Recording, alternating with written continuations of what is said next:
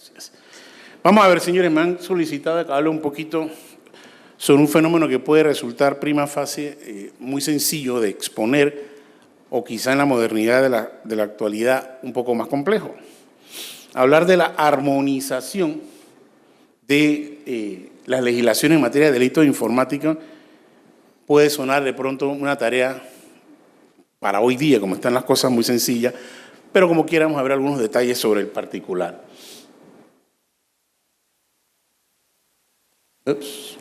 Perdón. Bien, vamos a ver hoy un poco lo que he llamado yo un capítulo delitos informáticos, es una historia de vieja data, y vamos a ver un poco la utopía de hablar de armonización en legislaciones totalmente dispares y en jurisdicciones totalmente dispares, que trasciende más allá de Latinoamérica. Obviamente nos obliga a hablar, por supuesto si estamos hablando de delitos informáticos, el convenio del cual se ha estado hablando en estos últimos días, convenio de Budapest de ciberdelincuencia, pero quiero hacer, y quizás sea la parte medular de la exposición, quiero hacer especial énfasis en tres elementos básicos que si le damos a profundidad el convenio de Budapest podemos rescatar tres puntos o tres pilares interesantísimos que lo que creo, y me adelanto, puede lograrse la famosa armonización en materia de delitos informáticos. Vamos a ver algunas estadísticas por ahí que son bastante frescas y me comprometí a mencionarlo, aunque no se me solicitó, son cortesía las imágenes del fiscal de delitos informáticos de Panamá, el doctor González, a quien queremos mandar de acá un saludo. Algunas tareas pendientes en materia de delincuencia informática y su normación, y algunos pendientes más fuera de los que ya vamos a mencionar. Vamos a ver, esa es una agenda para hoy de lo que podemos ver. Esta historia, que yo siempre he llamado vieja data, primero que todo, siempre he dicho en mis clases que me atrevo a afirmar que en materia de delitos informáticos es quizá el tema más antiguo en derecho informático. Por ahí se leyó en una hoja de vida mía que estoy dictando clase en 1993. No le da mucho caso a eso, ¿no? Después me sacan el cálculo de la edad. Pero sí es cierto, desde ese entonces poca legislación, al menos en mi país, estoy seguro que sucedía acá también, había poca legislación en materia de tecnología o de informática, como se le conocía generalmente en ese entonces. Pero ya desde ese entonces, finalizando la década del 80, hablábamos del tema de delitos informáticos. ¿Y por qué se sigue hablando después de tanto tiempo? Por un tema muy sencillo. Es muy difícil unificar en materia penal, sobre todo, ni aún regionalmente. Muchas veces conocemos de países que tienen el delito ya tipificado, pero aún ese tipo de países o esos países han tenido problemas en aplicar en la praxis esas conductas ya tipificadas. Por ende, no basta con incluirlo en un código penal o no basta con una legislación especial. El tema es llevar eso a la praxis y eso es complicado en muchas ocasiones. En segundo lugar, sucede que yo siempre he dicho que el ser humano es maquiavélico y perverso. Si la tecnología vino a ayudarnos, a darnos una mano, a facilitarnos las tareas, nosotros siempre buscamos la manera de hacerlo complicado o hacerlo maquiavélico, o sea, invertir la función para la cual se nos dio algo, ¿sí? Hace muchos años en mi país había una publicidad, para esta época precisamente, donde había la imagen de un chiquito sentado en el piso con un carrito, ¿no?, de una marca determinada. Y junto a él había un adulto explicando en la publicidad de la televisión la calidad del juguete. Y la cámara se iba ampliando a medida que iba mostrando el chiquito con el carro y y el adulto pues explicando como quizá un CEO de la empresa de lo fuerte que eran los juguetes. Y la publicidad terminaba cuando se enfocaba en el niño y él le decía al adulto, ¿cómo se hace para romperlo? Porque somos así, ¿verdad? ¿Quién de nosotros no buscaba la forma de arrancarle las llantas al carrito o las niñas arrancarle la cabeza a la muñeca? ¿Sí o no? Si no lo hicieron, no tuvieron infancia. Pero el ser humano es así. Lo que es bueno, trata de hacer algo malo con ello. Y eso nos sucedió con la tecnología y nos sigue sucediendo. Bien, siendo el derecho una ciencia social, simplemente se enfoca en la conducta del ser humano en sociedad, ¿sí? De ahí entonces, evidentemente, nace todo este fenómeno de legislar esas conductas perversa que hacemos con la tecnología que llegó para ayudarnos. Hay muchas nomenclaturas para llamar delincuencia informática, transgresiones informáticas, otros se han circunscrito un tipo penal, fraude informático, etcétera, pero en fin, no es un tema necesariamente de nomenclatura, porque al fin y al cabo estamos hablando de la conducta del ser humano en cuanto a esos temas se refiere. Hay algunas denominaciones comunes, quizás la de delito informático ha sido la más genérica y la que utiliza, dicho sea paso, en el convenio de Budapest. En efecto, es nuestro marco de referencia hasta el momento, y a eso vamos a referir un poco más adelante, Budapest como un núcleo o denominador común, perdón, de todo este tema, este bagaje de delitos informáticos. ¿Sí? Bien, hablar de armonización, vaya, yo no diría, y evidentemente no estamos hablando de pretender copiar conductas tipificadas en una legislación versus otra, pero hay ciertos elementos de diversa naturaleza que podemos tomar en cuenta para lograr o comprender un poco más el tema de armonizar una legislación en esta materia. Es un tema cultural. Yo creo que nuestras primeras clases de derecho penal se nos enseñaba que no todos los países obviamente pueden tener la misma legislación o idéntica legislación. Eso es lo primero que nos enseñaron en derecho penal, ¿cierto? No nos faltará el familiar, la tía, el tío, que se extrañaba porque una conducta en un país no era la misma o no era penada de la misma forma que en otro, etcétera. Y pretendíamos que nosotros en el primer año de la facultad le respondiéramos eso, ¿no? ¿Sí? Es como la tía que le pregunta al estudiante de medicina en segundo año qué es lo que tiene y qué síntomas, y le explica los síntomas para que le pueda adivinar, y yo digo adivinar, ni siquiera diagnosticar la enfermedad que la tía abuela tiene, ¿ya? Entonces, es mucho pedir para ese nivel, pero ciertamente todos empezamos así. Es un tema cultural, es un tema de idiosincrasia de la sociedad, insisto, el derecho es una ciencia social y por ende se debe a la mutación, a la evolución de la sociedad.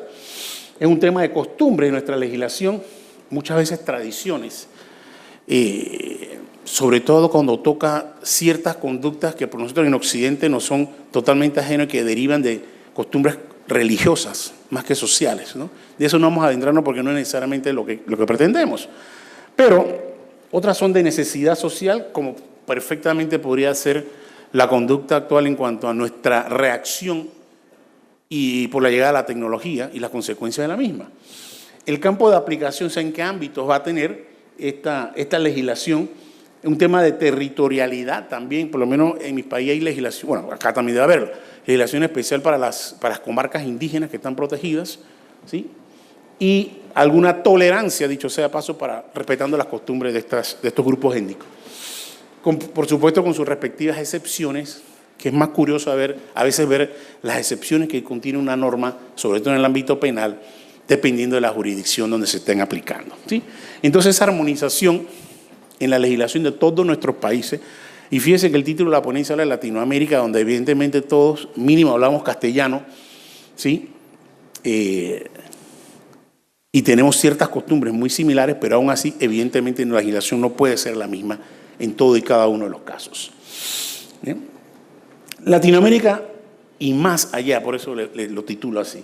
Este es un fenómeno mundial, no solamente aplica aquí en Panamá, aquí en Costa Rica o en Centroamérica o en Latinoamérica, con repercusiones internacionales. Tengo una buena amiga en mi país que es una figura pública, ¿sí? Fue Miss, típico caso, apareció en un programa de televisión por mucho tiempo. Hace 2 semanas le hackearon la cuenta de Facebook, 175,000 seguidores, le secuestraron la cuenta y le escriben en inglés, mal escrito, un rescate de, ¿cuánto fue? 150 bitcoins. Le pidieron y me llama, me pide consulta, le dije, ¿qué tenías ahí? Dice, no, nada más cosas de mis productos que yo vendo y tal y cual con su marca. ¿Tienes algo delicado, sensible? Dice, no, nada más los seguidores que tenía. No le hagas caso. ¿Cómo? No le hagas caso. Pon la denuncia, pero no le hagas caso. ¿Por qué? Se va a cansar. ¿Seguro? Sí, se va a cansar. Al día siguiente el hombre bajó de 150 a 100 bitcoins. Y me llama la amiga, me dice, mira, nada más son 100, le pago ya. Yo, pero estás partiendo del hecho de que un bitcoin vale $1. Y no es así. Busca la cotización al día del bitcoin, vas a saber cuánto te está pidiendo. ¿Sí? Para no cansarle en la historia, le prometí a Gloria Quintana, búscala, que le iba a hacer este comentario, porque esta es la parte de la conferencia donde uno dicta un chiste para que la gente no se duerma. Quedaron siendo amigos, ella y el secuestrador de su cuenta. Al final era viernes, como a esta hora, y Gloria me seguía diciendo, me está diciendo esto, me está diciendo. Y le, ¿sabes qué? Vas a ver lo que va a pasar en un rato. No pasó más de 30 minutos cuando el chico le dijo, mándame $200 y ya. Ya es viernes en la tarde, este es un inexperto. ¿Sí? $200 para el fin de semana, ¿sí? Para las Imperial, ¿cierto? Bien, esas cosas suceden y sí se hizo el rastreo, la puse en manos de la Fiscalía de Delito Informático, se hizo el rastreo y vaya, el Yusef, se hacía llamar Yusef, estaba al otro lado del mundo, lo pudimos localizar, pero ciertamente lo que se perdió era casi nada, así es que quedó el expediente abierto, pero hasta el momento no le hemos dado mayor seguimiento, ¿no? Bien, excepcionalmente es local. Difícilmente en estos casos, aunque los hay, es ladrón de casa. Casi siempre, aprovechando la distancia, pues estos ataques se realizan en otros sitios, ¿no? Generalmente. Son investigaciones muy complejas en muchos casos, con limitaciones. Aquí el primer día estuvieron unos investigadores hablando un poco sobre la complejidad de este tipo de investigaciones. En efecto, nosotros también lo vivimos en nuestro país. Falta de preparación, número uno, falta de equipo, falta de todo, ¿sí? Y por ese motivo muchas veces se complican más las investigaciones. La cooperación de empresas, también se habló de esto por acá, de algunas empresas grandes, tipo Microsoft, tipo Google, etcétera, ellas sí dan cooperación siempre y cuando venga vía de una autoridad judicial, una fiscalía y demás. Por experiencia propia la he vivido y es bastante rápida, al menos la experiencia hemos tenido, la respuesta en cooperación en este sentido son bastante rápidas. Bien, rápidamente, señores, convenio de Budapest, que ya se está hablando mucho aquí, es un fenómeno que viene del año 2001 y hasta el momento, al menos que me corrijan, hay un aproximado de 56 países adheridos. Panamá se adhiere en el 2013, Costa Rica en el 2017 y esto no es competencia. Y tampoco es un triunfo, don Adalí, ¿no es así? Ciertamente, el hecho de haberse adherido a Budapest antes no implica absolutamente nada. En mi país actualmente, si bien es cierto, nos adherimos en el 2013, todavía no hemos desarrollado Budapest hacia nuestro Código Penal. Lo intentamos hace unos 4 meses atrás, apoyando al fiscal de delito informático, pero la propuesta fue rechazada. Nos hemos comprometido con la Fiscalía de Delito Informático a seguir trabajando en ello para reforzar ese proyecto de ley que va a actualizar nuestra legislación penal con respecto a Budapest, dicho sea de paso. Y aquí en Costa Rica, tengo entendido, y se va a hablar de eso ahora, va a haber una propuesta interesante próximamente. Bien, a lo que venía, Budapest, en nuestra humilde interpretación, para efectos de poder lograr armonización, hay que tomar en consideración estos 3 elementos. No hay más, no se preocupe. Vea, uno, ¿qué tipo de delitos se van a tipificar? Ya venimos diciendo que es un tema de conducta, un tema cultural, es cierto, sí, pero tiene que haber denominadores comunes. ¿Para qué? Para que al final decanten lo que estamos buscando vía Budapest, cooperación internacional. Que eso lo vamos a ver más adelante. Segundo, las normas de índole procesal. Y voy a hablar un poquito aquí de la experiencia que he visto, al menos en mi país, que entiendo por las charlas que se han dado en estos días que está sucediendo cosas similares acá y es bueno conversarlas. Y en tercer lugar, las normas de cooperación internacional. Repito, estos 3 pilares son, en mi humilde opinión, lo que sustentan el convenio en Budapest. Vamos a ver cada uno en particular. Delitos o conductas que se van tipificando en materia, tomando en consideración Budapest para lograr, repito, una armonización en estos temas, ¿no? Yo creo que definitivamente Budapest toma en consideración y resalta mucho figuras delictivas o conductas delictivas. Se ha concentrado mucho en temas, por ejemplo, de pornografía infantil. La pornografía infantil, se habló también aquí en estos días mucho, son conductas que evidentemente ya se han convertido en un flagelo social, en un flagelo que está presente más de lo que nosotros mismos pensamos con diferentes tipos de manifestaciones y definitivamente que los delitos que, por lo menos, y no perdamos de vista algo, Budapest no es un marco referencial, ¿no? para que no perdamos el hilo de que es obligatorio acuerparlo estrictamente como está redactado. No, porque ni siquiera lo está redactado así. Bien, los delitos relacionados con el contenido hace mucho énfasis, como decíamos, en aspectos de producción, posesión y distribución electrónica de pornografía infantil. Yo creo que aquí la distinción de esas etapas es interesante, porque siempre habrá quien diga, yo no la produje, yo nada más me pasó, yo nada más la pasé a un grupo o la recibí de un grupo. Todos esos elementos que conforman el delito per se están presentes, no solamente quien lo produce, sino que en la tenencia y la distribución de la pornografía infantil. Hago un pequeño énfasis. Nosotros en mi país participamos de una asociación llamada Asociación Panameña de Derecho y Nuevas Tecnologías, que estamos desde el punto de vista académico desarrollando mucho estos temas de derecho a las nuevas tecnologías. En el último mes venimos desarrollando una campaña social en las redes, por supuesto, a la no revictimización de las imágenes, ¿sí? Y él dice algo poco más o menos así como, si ofende, si denigra, si desagrada a la vista, no lo distribuyas. Como una campaña social de manera tal que evite que usted cuando reciba una imagen, por ejemplo, de niños, por ejemplo, de escenas sexuales, por ejemplo, de mujeres golpeadas, ¿sí? Como explicaba yo en una ocasión, cada vez que usted reenvía esa imagen de una mujer golpeada, usted está volviéndola a golpear, ¿sí? Y la idea es detener esa cadena de imágenes, e inclusive, ¿por qué no?, de imágenes de animales que son mutilados, que son abandonados, etc.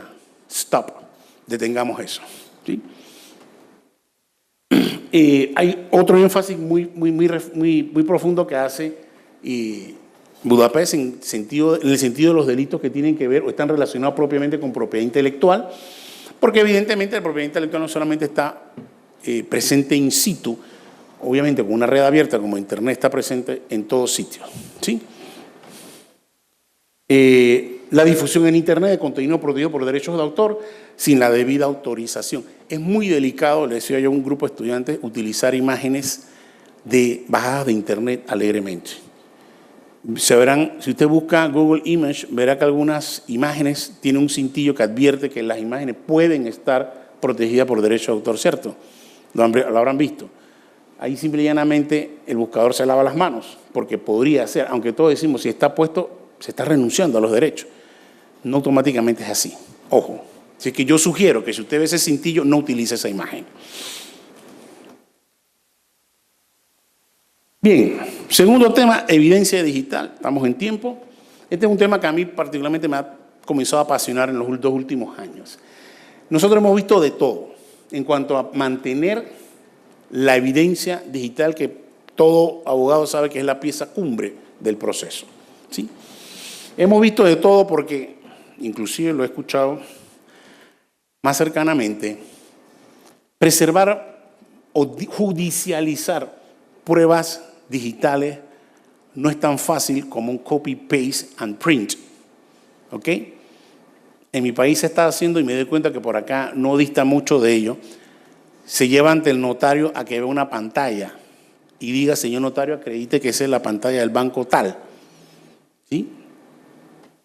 Mi sobrino de 7 años le puede copiar igualito esa pantalla con cualquier programa de este tipo Photoshop y se la hace idéntica.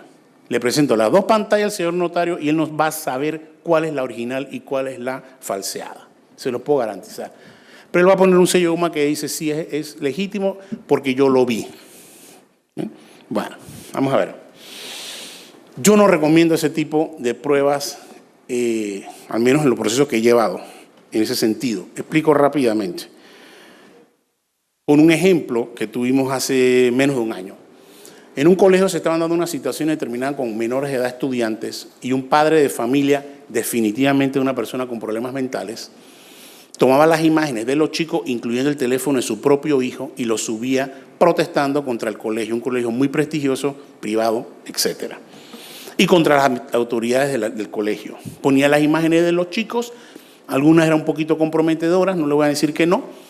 Comenzamos a rastrear al señor, pero los directivos del colegio tuvieron la mala suerte de consultarnos después de que hicieron una asamblea general y dijeron al público, a los padres, estamos trabajando en eso, tenemos abogados, tenemos informáticos trabajando, no se preocupen, todo el mundo tranquilo. Capturamos, como se explicó aquí, ayer y antes de ayer, imágenes de las páginas, ¿sí? Y no lo llamamos un notario, le hicimos un peritaje para identificar que es preservación de evidencia digital. Vea que el individuo fue tan astuto que al día siguiente, cuando entramos a la página, solamente le cambió el color del fondo de pantalla. Con eso, no sé si es mala palabra aquí, pero con eso nos jodió. Ya no es lo mismo. Y yo me di cuenta, este tipo más inteligente de lo que podemos sospechar de él. Bastó con que cambiara el fondo de la pantalla y ya el señor juez va a decir, eso no es lo mismo. Y tendría toda la razón. Bastó con eso. Así que mucho ojo con la evidencia digital, cómo la retoman.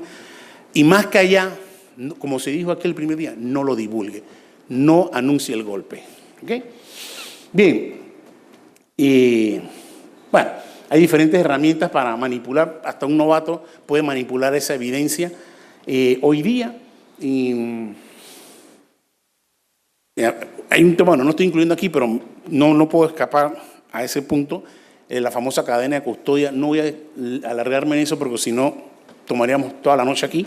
Pero evidentemente preservar no es solamente capturar la imagen y certificarla a través de un peritaje informático, sino es preservar la integridad, que eso es lo que se busca, de esa evidencia digital para desde un disco duro hasta que llegue a ojos del señor juez esté impoluta, ¿ok?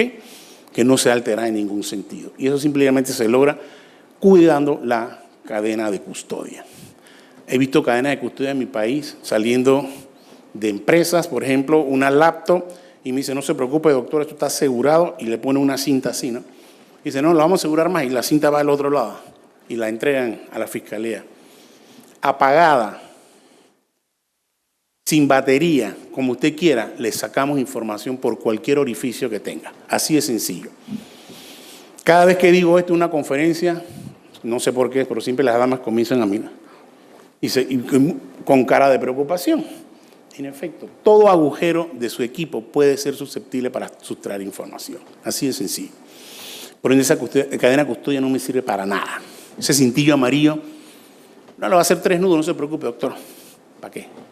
No sirve de nada. Por ende, las normas procesales para mí son pieza angular. Sin prueba no hay proceso, evidentemente. Y en materia digital, evidentemente es muy delicado el asunto porque estamos hablando de pruebas muy volátiles. El tema de la cooperación internacional, evidentemente implica para quienes estamos en Budapest, ¿sí? Sobre todo, poder entre nosotros conversar el mismo idioma, no literalmente hablando, pero sí poder recibir, por formar parte del mismo grupo, ese intercambio casi que inmediato para rastrear, localizar, geolocalizar y evidenciar conductas en ese sentido. A ver, hay una serie de reglas que se desarrollan a partir de Budapest y que tienen que ver estrictamente con el marco de cooperación internacional para la demostración de tipo de conductas, ¿verdad? Que permiten investigar cualquier delito que involucre evidencia digital, pero ojo, como veníamos diciendo hace un momento, esa evidencia digital tiene que estar generada a partir de una serie de normas que todos vamos a respetar, ¿sí? Si usted como miembro del convenio no va a asegurar la prueba de la misma manera que lo voy a hacer yo, evidentemente ese intercambio internacional es infructuoso. Y como decía hace un momento, es de naturaleza volátil e intangible esa evidencia digital y por ende la facilidad con que es alterada, eliminada o más compleja su rastreo está a la orden del día, ¿no? Necesitamos, y así lo dictamina Budapest, un proceso penal ágil y eficiente que obviamente esté 24/7 disponible para poder generar ese intercambio internacional. Esos 3 pilares, repito, no unificación o al menos los denominadores comunes en materia de tipificación del delito. Segundo, las normas de procedimiento y en tercer lugar, las conductas en materia de cooperación internacional, insisto, son los pilares principales al cual nosotros podemos llegar a obtener armonización. ¿Qué tenemos pendiente? A ver, definitivamente que el delito físico material va a desaparecer. Se traslada todo a la red, porque todos estamos conectados todos los días. Entonces, ahí está el caldo de cultivo, ¿no? Atraco versus ciberdelito. Evidentemente, como decía, estos se van a ir eliminando y vamos a quedar con esto. Y para esto hay que estar preparado. Se dijo aquí el día anteayer, la red es donde está el dinero y en este caso, dinero electrónico. Difícil de rastrear su origen. Y en las puertas abiertas para tráfico de armas, de estupefacientes y todo lo que sea feo se puede hacer ahí. ¿Sí? Hay una serie de profesionales a los cuales considero humildemente que debe nuestro muchacho, nuestra juventud, nuestro estudiante abocarse con ciertas especialidades, ¿no? Ya los profesionales de seguridad van a ser más que expertos en materia y con otros títulos. Ya vamos a tener ciberseguridad, ciberpolicías y hasta ciberjueces, que es la aspiración que, por lo menos lo que tramitamos y litigamos, también quisiéramos, ¿no?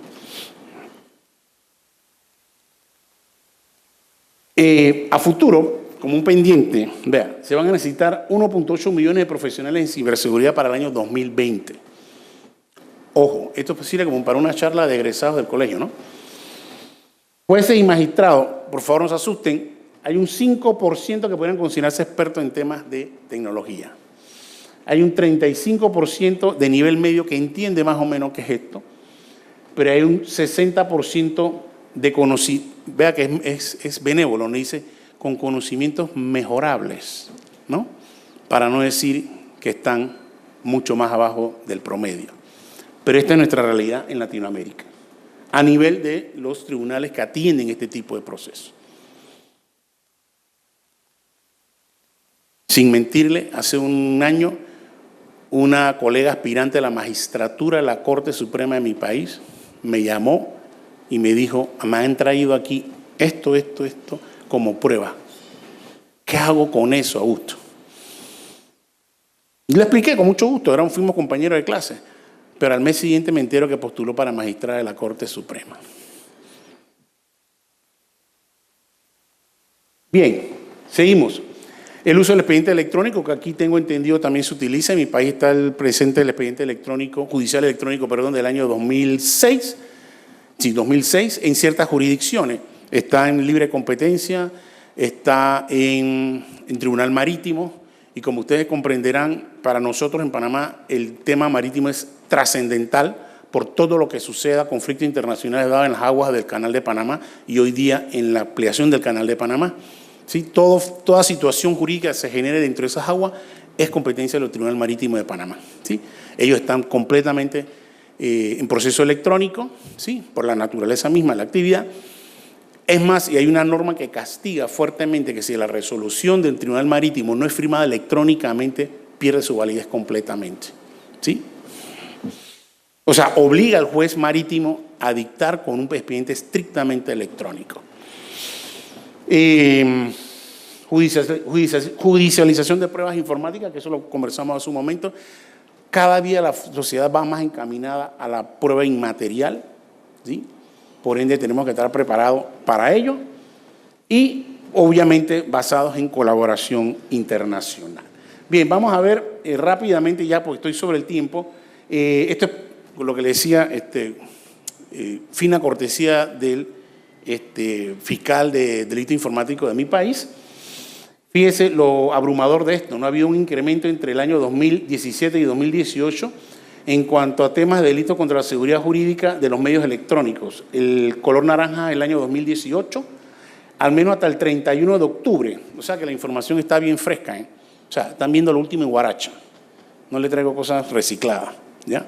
Hasta el 31, o sea, el mes pasado, esta estadística. Y vea, el color naranja es el año 2018 y es preocupante este incremento. Y aquí está por semestre, de enero a julio, en materia de las carpetas que maneja el Ministerio Público en materia de seguridad informática, ha habido incremento con respecto al año pasado, en el mismo periodo de tiempo, del 22%. O sea, esto va increciendo, señores, y por eso la necesidad, al menos en mi país, de una legislación basada en Budapest, pero actualizando nuestro Código Penal, que entiendo lo que se va a presentar aquí en unos momentos. Por otro último punto, hay lo que mencioné hace un momento, el delito lo más se está haciendo énfasis en temas de pornografía infantil. Esta información está el 31 de octubre de los periodos de 2017-2018. Fíjese en cada mes cómo se están moviendo los expedientes que tienen estrictamente con materia de pornografía infantil y investigados por el Ministerio Público de Panamá. Ya para terminar, repito, esto es oficial, con autorización. El tema relacionado con el contenido de pornografía infantil. Fíjese lo curioso de la leyenda aquí. Bienvenidos sean los enfermos. Aquí todo es anónimo, fotos, videos y relatos. Estas son las cosas que se encuentra el Ministerio Público en sus investigaciones. Evidentemente las imágenes están un poco modificadas por no herir la vista de muchos. Con eso termino, ahí termina mi presentación. Me pueden localizar en esas redes sociales y mi correo electrónico con muchísimo gusto. Y estoy a la orden por las preguntas del público que quieran a bien formular. Muchísimas gracias.